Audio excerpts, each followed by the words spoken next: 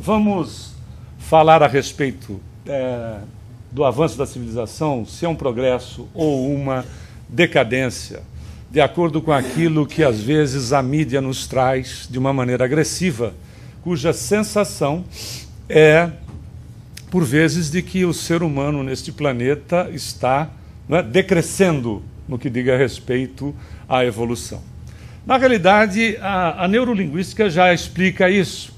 Existem muitas pessoas que, infelizmente vivem com referências ao passado. Você pode ter certeza de que isto, daqui um pouco de tempo, vai ser lembrado como uma coisa no passado, onde pessoas dirão, e por isso que a gente disse, a neurolinguística explica isso, dirão para nós, ou quando, se nós não nos trairmos, diremos para outros, no passado é que era bom, no passado é que se tinha respeito, no passado é que as coisas eram assim, o assado. Isso é fugir da realidade.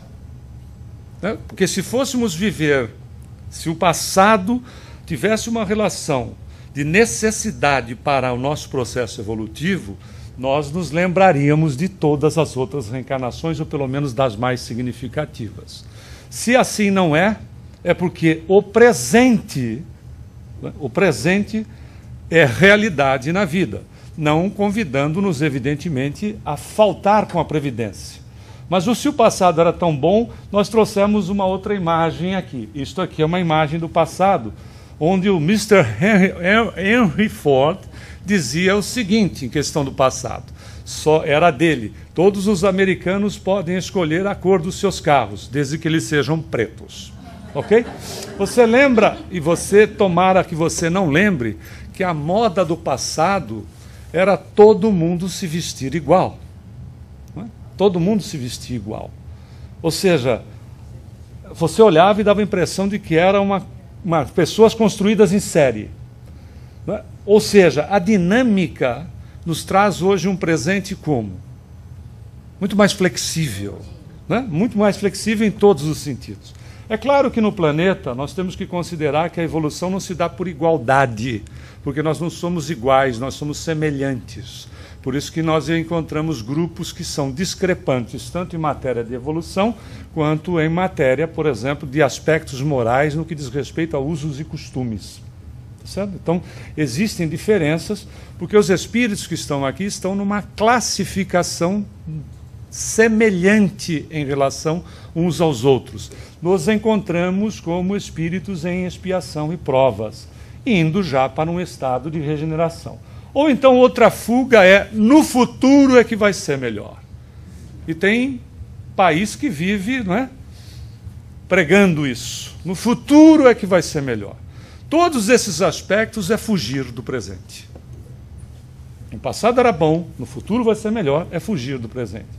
Quando a estruturação do futuro está no que você está vivendo hoje, sim ou não? O passado te alicerçou para você estar aqui. Mas a realidade do seu futuro, feliz ou infeliz, bom ou mal, estão nas decisões do hoje. Por isso a necessidade de termos consciência sobre nós mesmos. Porque vivenciar uma realidade inconsciente significa ter um futuro só Deus sabe. No tipo do só Deus sabe. Porque é negligenciar a oportunidade de ter-se um futuro melhor, um futuro de maior construção e, por que não, cada vez mais feliz. Muito bem. Muitos também esperam isso, que a Terra tenha logo um problema qualquer, que um meteoro de grandes proporções atinja a Terra e assim elimina todo mundo que não é bom e todo mundo que não é bom vai para o planeta chupão, que ia passar no ano 2000, não passou, aí ia ter o fim do mundo em 2012.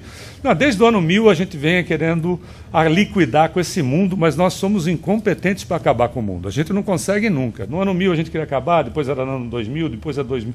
Aí viram que tinha um erro no calendário gregoriano e ia ser em 2004. Mas aí no 2004 não aconteceu, 2012 teve um cidadão que o Mário estava nos dizendo que o mundo deveria ter acabado quarta-feira passada. de uma igreja aí. O ponto é o seguinte, vai ver que acabou mesmo, está todo mundo desencarnado e a gente não sabe. Não é verdade? E vai ver que é isso. Já acabou o mundo, nós estamos desencarnados, isso é plano espiritual, a gente não está sabendo. Então é bom você comprar o livro que está aí já fora, entendeu? Porque sabe como é que são essas coisas, né? Pode ser que eles peçam para você o livro para você entrar no nosso lar. Porque tem gente que achando que acontece isso, né? Acontecendo isso, o indivíduo vai imediatamente para algum lugar paradisíaco, via de regra, num processo de acomodação, onde todo mundo é bonzinho, e aí, de repente, eu crio uma versão de céu reelaborado. Né? O nosso lar, às vezes, ele toma essa conotação de um céu reelaborado, como um umbral toma uma conotação de reelaborar o inferno. Quando, na realidade, né, um céu ou inferno é, de fato, como já foi um seminário aqui, um estado de espírito da criatura. Nós vivemos e nos posicionamos, seja interior, inclusive em questão de relacionamento, com pessoas, situações, atraídos e atraindo situações e pessoas de acordo com a nossa condição vibratória, de acordo com o nosso magnetismo, em palavras mais simplórias, de acordo com aquilo que a gente gosta. Por isso que Jesus disse que o semelhante sempre irá atrair o semelhante, em todas as situações e circunstâncias. Por isso essa necessidade de conscientização. Vamos lá ver um pouco do Livro dos Espíritos. O Kardec, no capítulo 8, diz o seguinte, na Lei do Progresso, que é claro, ele é claríssimo em afirmar que o homem ele está imerso na lei do progresso e a cada dia constrói um mundo melhor, apesar da lentidão do progresso moral, significando dizer que, à medida que a pessoa se intelectualiza, ela começa a valorizar aspectos morais, primeiro da convivência dentro do ambiente que se encontra, para depois ir fazendo que a condição da moralidade também evolua para o sentido daquilo que nos traz o Evangelho, do ensinamento máximo de Jesus. De número 790, o Kardec vai perguntar se a civilização constitui um progresso ou uma decadência da humanidade. E os espíritos são sábios em dizer que a civilização é um progresso incompleto. Por isso que a gente vê as discrepâncias, que infelizmente vendem muito mais ainda hoje daquilo que não é sadio do que aquilo que você faz regularmente. Querem ver? Quem é que amanhã vai assaltar a padaria perto da sua casa? Ou seja, lá a casa de pão, o supermercado. Aqui, levante a mão. Não tem notícia para amanhã. Percebeu? O que você vai fazer amanhã? Você vai trabalhar, você vai estudar, você vai ser útil no seu lar, etc. Não é verdade? Se alguém levantasse a mão aqui e dissesse, não, eu vou assaltar o supermercado lá da minha casa, era a notícia. Não é fato? O que é a notícia que vende hoje? Infelizmente, ainda a notícia desagradável que poucas pessoas patrocinam diante de toda a realidade deste planeta. A grande maioria não está agindo de forma inadequada em relação ao seu semelhante, em relação a si mesmo, faltando com o respeito a si mesmo, e obviamente porque não se respeita, não vai respeitar o seu semelhante. Tão simples quanto. Né? Então, Kardec continua dizendo, seria racional condenar a civilização?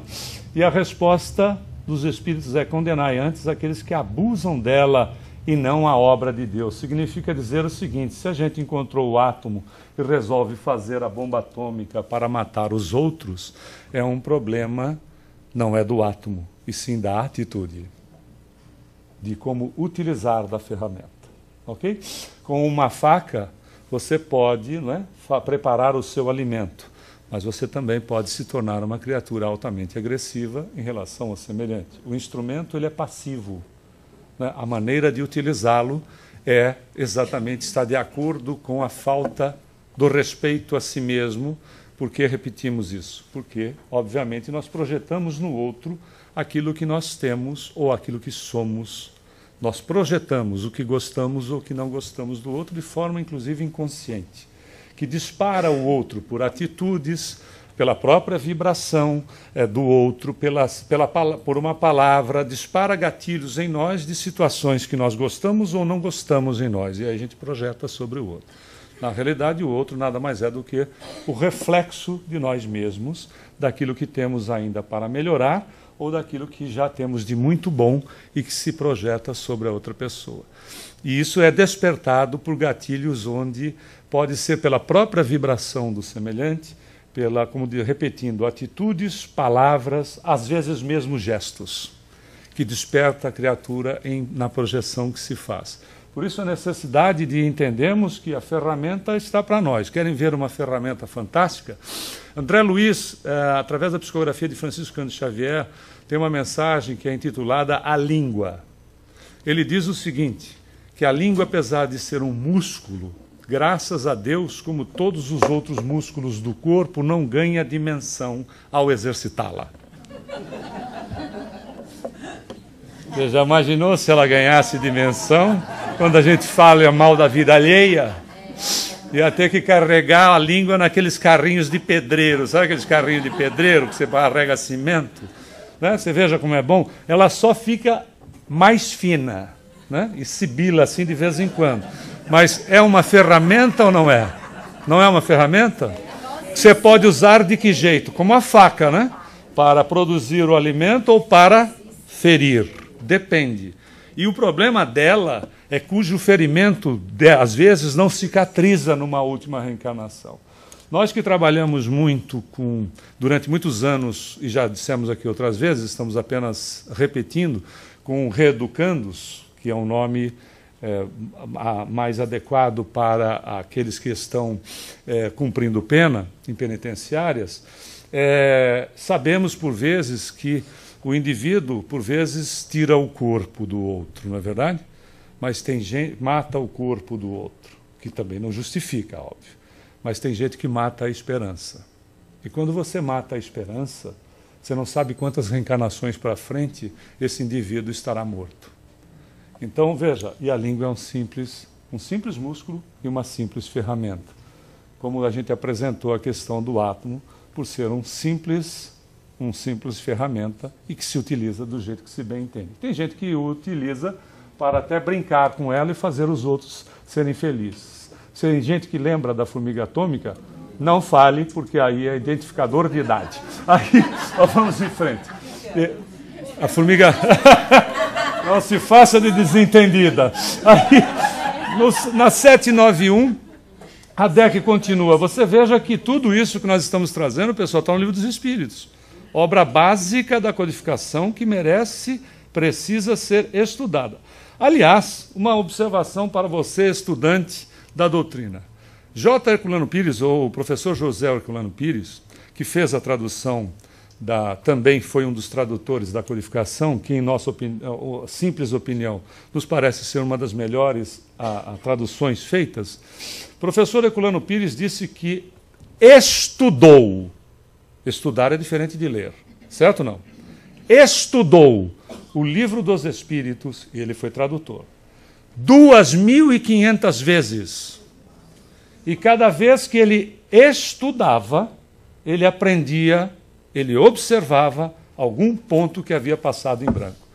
2.500 vezes. O Divaldo, quando começou a ter algumas manifestações mediúnicas, dita pelo próprio Divaldo, ele foi numa casa espírita e o médium tinha dado passividade para um mentor, e aí o médium disse para ele, disse, o que eu devo fazer? O médium disse, leia o Livro dos Espíritos. Aí ele, na semana, leu o Livro dos Espíritos, voltou na semana seguinte e disse, o que eu devo fazer agora? Ele disse assim, leia novamente o Livro dos Espíritos. Aí ele foi, semana, leu o Livro dos Espíritos, voltou. O que o senhor me orienta agora? Ele disse, agora você estude o Livro dos Espíritos. Percebeu a importância? Nós estamos trabalhando com o Livro dos Espíritos. Na 791, os Espíritos afirmam que a civilização está fadada ao progresso e só não atingiu completamente porque a moral não está tão desenvolvida quanto a inteligência. Olha que beleza. Não tem retrocesso. Nós não regredimos. A teoria da metempsicose é uma teoria que veio com os capelinos, quando eles vieram de capela, alguns poucos vieram, e eles trouxeram, quando eles chegaram aqui, nós já até usamos ilustração em uma outra palestra. Quando eles chegaram aqui, eles chegaram no nosso estado, o nosso estágio era primitivo. Então você imagina sair com esse corpinho lindo que você tem, que também não te pertence, né, porque nós somos usufrutuários deles. Nós saímos daqui e irmos para um planeta cuja configuração seja primitiva. Qual é a sensação que deu? São animais e eu vou reencarnar em animais. Essa é a teoria da metempsicose, né, que foi muito difundida na Índia, no Egito e depois foi difundida também na Grécia. Tanto é que se achava que o indivíduo que não fosse bom, ele regredia reencarnando em animais. Daí vem a teoria da metempsicose. Isso não acontece. Conquista feita, conquista realizada, morreu o assunto. Você não tem como regredir.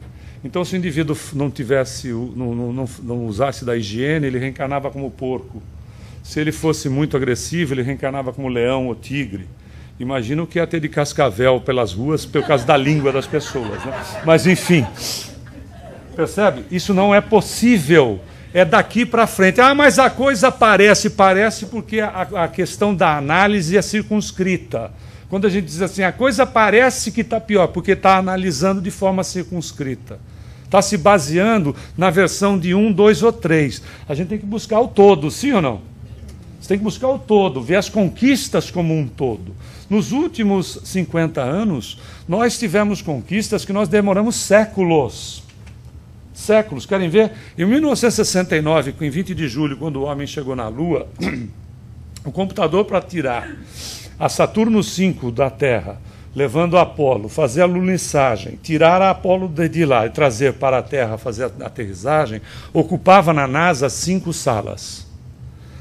Esse computador, quando você tinha aquele celular, que era monocromático, inclusive, lembra? StarTech, por exemplo, que o cara sacava daqui e flap, abria, né? Tinha antena, inclusive, caso você precisasse, você podia esgrimar com a antena. Era mais potente do que os 5 computadores que a NASA usou. Ok? Então, aquilo que era ficção científica na Jornada nas Estrelas, você usa para falar com alguém na estação espacial, na China, na tua mão, em qualquer lugar, sem custo. Não é verdade? Sem custo. Veja, em pouquíssimo tempo.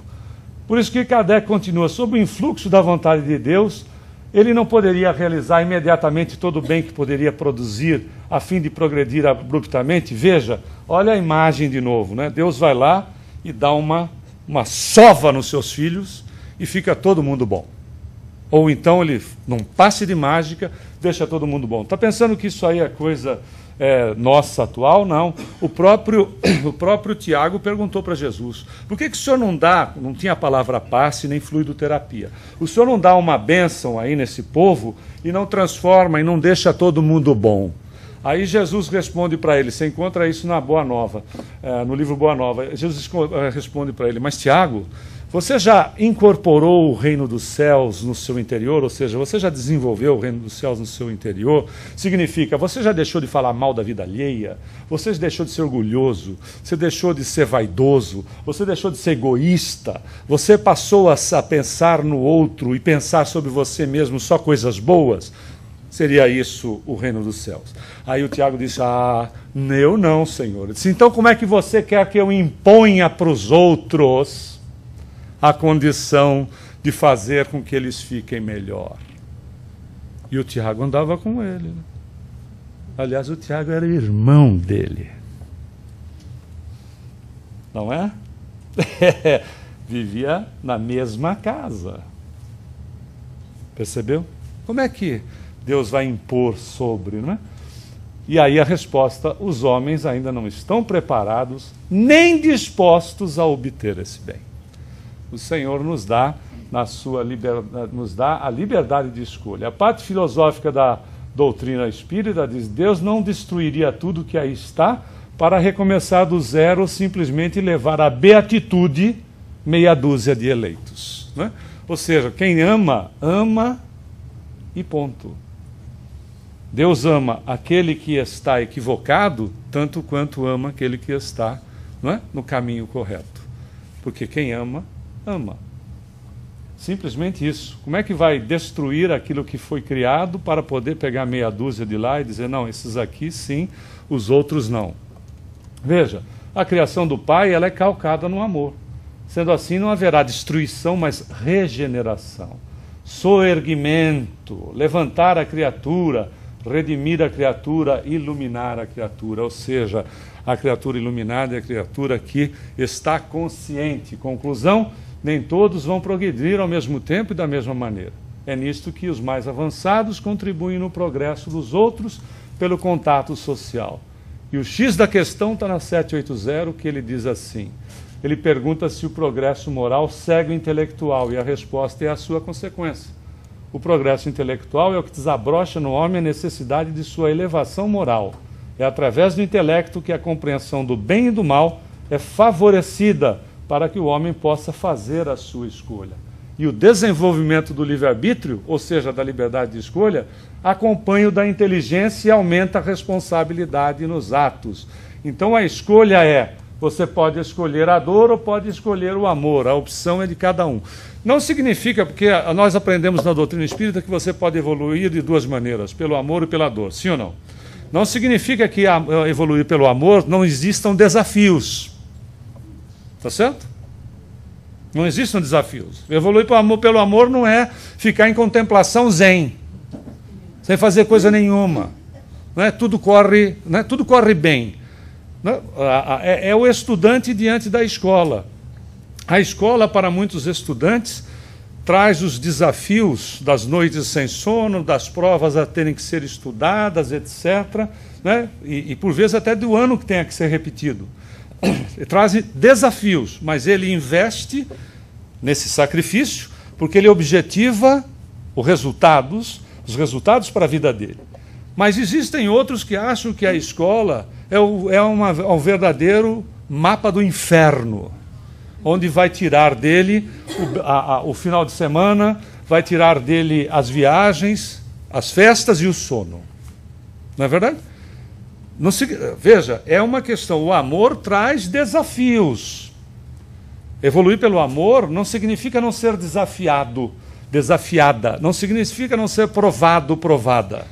Evoluir pela dor é a opção que a criatura tem, e aí é duro admitir, é a opção que a criatura tem em não aceitar-se e não permitir que o seu centro, que é de origem divina, esteja atuando sobre ela mesma. É quando eu resisto sobre mim mesmo.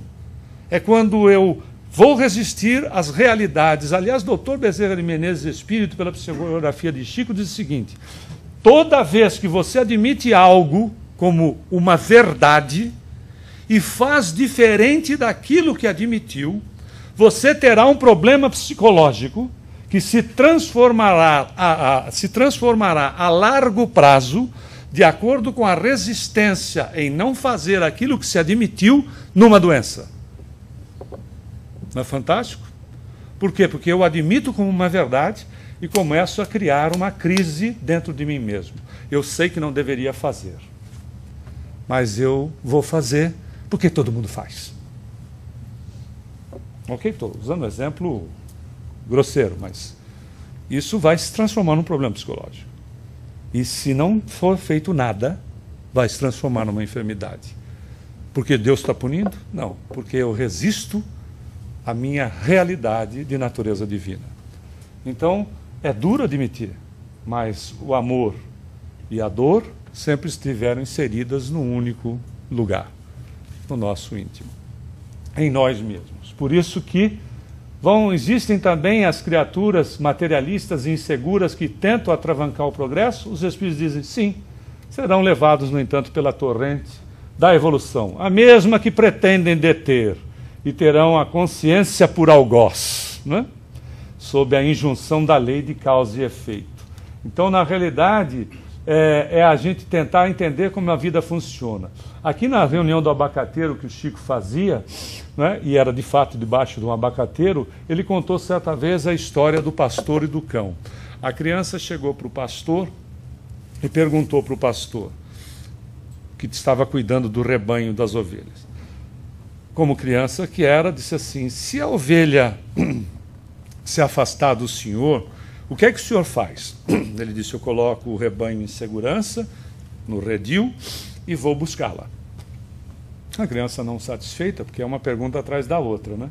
Disse: mas e se a ovelha se afastar muito e cair dentro de um poço? Ele disse: eu faço a mesma coisa com o rebanho, vou até o poço, pego a ovelha, ela vai estar machucada, vou colocá-la nos ombros, trazê-la de volta, cuidar dos seus ferimentos e reintroduzi-la no rebanho. Disse: mas e se a ovelha se afastar muito, muito? E o senhor está com o rebanho aqui preso e de repente pode ter lobo próximo. Ele disse: aí então eu mando o cão para ir buscá-la. Aí o Chico parou e disse assim: Jesus é o pastor. Quando a ovelha se afasta muito do rebanho, ele manda um cão chamado Dor, que vai buscá-la para dentro do rebanho de novo. Quem se afasta não é o pastor, é a ovelha. Na hora que estiver doendo, a gente tem que dizer assim: o homem mandou o cão para me buscar. Não é verdade?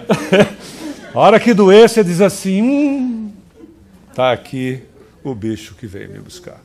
Porque ele não quer você fora do rebanho, mas ele não quer te controlar. Ele quer você feliz. A felicidade é estar em Jesus. E não é estar em Jesus místico ou religioso. É estar em Jesus na conscientização de nós mesmos, de nós para conosco e de nós para com o semelhante. Por isso que, apesar dos negativistas e dos pessimistas, nunca se foi tão solidário no mundo como hoje em dia. Começa o trabalho na Casa do Caminho, que é a primeira instituição fundada de solidariedade, que a gente já conhece a história, assim da partida de Jesus por Pedro, João, Tiago, irmão de Jesus, entre outros, que construíram na Casa do Caminho que ia de Jerusalém para Jericó para atender as pessoas necessitadas, tanto espiritual como socialmente. E, na realidade, a ONU, já faz algum tempo, apresentou um estudo que sintetizava 1.600, provando que 70% das pessoas neste planeta pensam no bem, enquanto 30% são pensamentos neutros, desequilibrados ou maldosos. Pensar no bem não significa só pensar em coisas boas, mas o que se sobressai, se a gente considerar no final de 24 horas, são pensamentos melhores que contabilmente, né, porque contabilidade é débito-crédito, tem gente que não sabe fazer isso, mas o fato é, contabilmente, é você ter mais saldo do que, não é? Você ter saldo na conta. Então, no final do dia, avalie os seus pensamentos. Faça um exercício durante a próxima semana. Avalie no final do dia, faz o que Santo Agostinho fazia. Ele não colocava a cabeça no travesseiro, ele pensava da seguinte maneira: se aquilo que ele tinha feito para as pessoas durante o dia, tinha dito ou pensado, se alguém tivesse feito isso com ele, como é que ele se sentiria? Ok? Isso é um processo de autoanálise que pode ser feito por nós mesmos. Então, uma civilização ampla pressupõe conquista de certos valores ainda não efetuados. Olha a evolução, não é? Por agora, o egoísmo é o móvel de quase todas as ações. A própria religião, para muita gente, não tem passado de mera formalidade. Ainda pretende-se o céu pela lei do menor esforço, como se fosse possível burlar a vigilância e a lei de Deus. É então imprescindível que o homem viva com senso de mortalidade, que invista em seu porvir espiritual, já que através da reencarnação nós vamos tornar os caminhos percorridos e efetuar a compulsória colheita. Porque semeadura é livre, colheita é obrigatória. Aqueles que condenam a civilização, os avanços da ciência, ou a modernidade que se encontra, na verdade estão equivocados, pois condenam a obra de Deus e não aqueles que abusam dela, como nós mostramos o caso da utilização do próprio átomo. Então, na realidade, é o seguinte: qual é o caminho que você tem a seguir? Não é opcional? Não é livre-arbítrio? Você pode optar por aquele caminho onde o esforço seja verdadeiro, ou pode optar em realizar os seus sonhos, indo para o plano espiritual com a companhia aérea Já Vai? Porque a gente vive dizendo que não tem medo da morte, mas quando você diz assim, pode ser hoje? Você não, vou deixar para amanhã, que é segunda-feira, fica mais complicado, hoje é domingo, etc. Na realidade, quando a gente faz essas opções equivocadas, querendo fugir de quem? De nós mesmos. Nós não fugimos das situações, nós fugimos de nós mesmos, sim ou não? Saiba que só vai ganhar ticket de ida, que é uma questão de escolha, né, que sai da sua casa com destino no nosso lar, isso se der. E tem um detalhe, a tarifa promocional é custo zero, né, no estado de adulto. Para voltar, neném, é desse jeito aqui, só na próxima, sai do nosso lar, destino vem na mesma família, porque fugiu daquilo que tinha que fazer, então vem na mesma. Vem na mesma família, qualidade de bebê, tarifa flexível é indisponível, porque tem que ser tarifa, na realidade também tem que ser tarifa programada. A gente não foge dos nossos compromissos, não passa para ombro de terceiro aquilo que tem que realizar. Não nos enganemos, nós não transferimos responsabilidade. Nós vamos levar conosco. Então não adianta fugir daqui, não é? Fugir da realidade de si mesmo, porque vai carregar a mala que tiver. Parece gente que vai no aeroporto carregando o travesseiro. Já viu aqueles que tem franja, às vezes está até babadão assim, aí ele leva o travesseiro, aí ele bota o travesseiro na poltrona, fica aquela metade do travesseiro no corredor. Cada vez que a comissária passa e esbarra, ele acorda e fica irritado e diz que a vida dele é um inferno. Pois é, começa no travesseiro, vai desencarnar e vai levar o travesseiro junto, sim ou não? Ou vai ficar pegado no travesseiro, cada vez que você vai usar aquele travesseiro, tem aquela criatura ali, né? Obsidiando o travesseiro. Então veja, qual é o ponto? Libertar-se. Libertar-se. É Jesus dizendo, conhecereis a verdade, e a verdade vos libertará. De quem? De mim mesmo. Do quê? Dos meus preconceitos, das minhas limitações que eu imponho a mim mesmo no dia a dia. Ou seja, temos que nos libertar, nos reformando. Tem roteiro para isso? Tem roteiro. Não é? Porque se nós somos os artistas, tem roteiro. O roteiro está aqui. Ó. Há mais de 2000 anos que existe esse roteiro. E Jesus sintetizou em 2, que a gente pode utilizar muito bem o segundo. Ama o próximo como a si mesmo. Esse é o melhor roteiro. Até porque, o que a gente mais quer neste mundo como artista que somos, se não ganhar efetivamente o Amosca, né? Que é o Oscar do amor entregue por próprio Jesus. Não é verdade? Ou a gente prefere ganhar o Amosca ou o Oscar do amor, ou a gente fica esperando uma ligação do plano espiritual, nos convidando para aquilo que a gente acha que pode ser melhor. Veja esse filme. Apaga a luz para mim, por favor. Alô? Senhor Rubens Fonseca de Moraes? Sou eu mesmo. Aqui é do plano espiritual. Da onde? Parabéns, o senhor foi selecionado e acaba de ganhar uma viagem inteiramente grátis. Ah, você tá querendo me vender alguma coisa, é isso? Não, senhor. Dinheiro não vale nada aqui no plano espiritual. Ah, minha filha não caiu nessa não. Vocês vêm ligando aqui dizendo que a gente foi sorteado, ganhou alguma coisa, e depois isso é tudo enrolação. E eu ganhei por quê? Porque o senhor mereceu. Não é sorteio, é merecimento. Ah, é? Uma viagem pra onde? Para outro planeta. Olha que máximo. Ah, garota, para de palhaçada. Você acha que eu sou o quê, criança, pra você ficar me dando trote? Ah, vai procurar o que fazer, vai. Não é trote. O senhor, ao terminar essa encarnação, vai ganhar uma passagem só de ida para outro planeta para continuar a sua evolução. Tá, mas olha só, eu não quero, tá, minha filha? Eu gosto muito aqui da Terra, eu vou ficar por aqui mesmo, tá bom? Eu lamento muito, mas não vai dar. Por quê? Porque a Terra está evoluindo e os espíritos que não conseguiram acompanhar esse upgrade estão sendo convidados a se retirar. Peraí, eu não entendi direito. Então eu fui promovido? Não exatamente. Digamos que esse planeta está num estágio um pouquinho menos adiantado do que a Terra. Menos adiantado? Bom, no seu caso, a passagem é para um planeta, deixa eu ver, bem menos adiantado do que a Terra. Digamos que o povo lá, assim, não tem luz elétrica, água encanada, não tem internet. Olha que fofo. Digamos que é um estilo, assim, meio rústico, todo trabalhado na pedra lascada. Uma graça. Mas isso é um absurdo, minha filha. Como assim? Como é que eu vou pra lá, pra esse lugar? Mas veja pelo lado bom. Lá o senhor vai conseguir ajudar aquela civilização no seu adiantamento com os seus conhecimentos tecnológicos. Que conhecimentos tecnológicos, garota? Eu não sei nem instalar um ventilador de teto, eu vou ajudar o quê na evolução desse lugar? Vai sim, senhor Rubens, não se preocupe. Essa é a beleza das leis de Deus. Aqui o senhor se tornou um atrasado, mas lá será peça fundamental para as engrenagens da vida. Engrenagens da vida, por isso. Mas isso é um absurdo, sabia? Vocês tinham que ter me avisado que era pra eu me preparar que a Terra ia mudar. Senhor Rubens, só o que a gente tem feito é avisar há pelo menos 2000 anos. Os mansos herdarão a terra, lembra? Mas eu sou manso, minha filha. Eu sou muito manso. Eu nunca bati em ninguém, não. Senhor, ser manso é não agredir nem física, nem moralmente ninguém. Não era o senhor sendo homofóbico, deixa eu ver, durante toda a sua vida? Ah, então é isso, né? Essa ditadura gaysista, né? Então, minha filha, se o mundo vai virar gay, então você me tira daqui, que é o melhor mesmo. Entendeu? O mundo é gay, querido. É gay, é feminino, é hétero, é transex, é negro, é asiático, é nordestino, é muçulmano, é budista, é cristão, é ateu. Enfim, se uma dessas características te incomoda, a gente já pode estar agendando a sua viagem.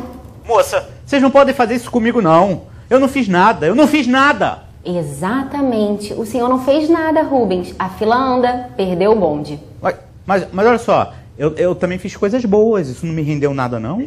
Claro que sim. E aí que vem a boa notícia. O senhor não vai para esse planeta em qualquer voo, não. Tem até refeição. Ah, pelo menos isso, né? Um saquinho de amendoim e um guaravita. Senhores passageiros, sejam bem-vindos ao voo 172 com destino ao planeta menos 2015.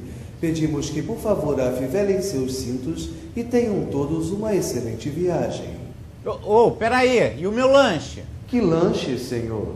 Ué, o amendoim e o guaravita que a garota falou que eu ia ganhar. Ah, sim. Ela estava só zoando. Espíritos não comem. Ela é espirituosa. Ah, isso é um absurdo. Olha, eu vou no Procon aí dessa galáxia aí, hein? Eu vou reclamar, porque eles me falaram que eu ia ter o... Olha, eu quero meu amendoim e quero meu guaravita. Eu quero agora meu amendoim e guaravita. Olha o respeito. Não, eu quero meu amendoim e guaravita, senão eu não vou pra lugar nenhum. Eu vou ficar aqui. Vou ficar aqui na Terra, ninguém me tira. Rapaz, vou contar até 3. Genial, né? É tudo, a gente vê, é tudo uma questão de escolha, na verdade. A gente pode escolher ou pode receber a ligação. Eu tenho certeza que você deve escolher ficando por aqui mesmo, né? Muita paz a todos.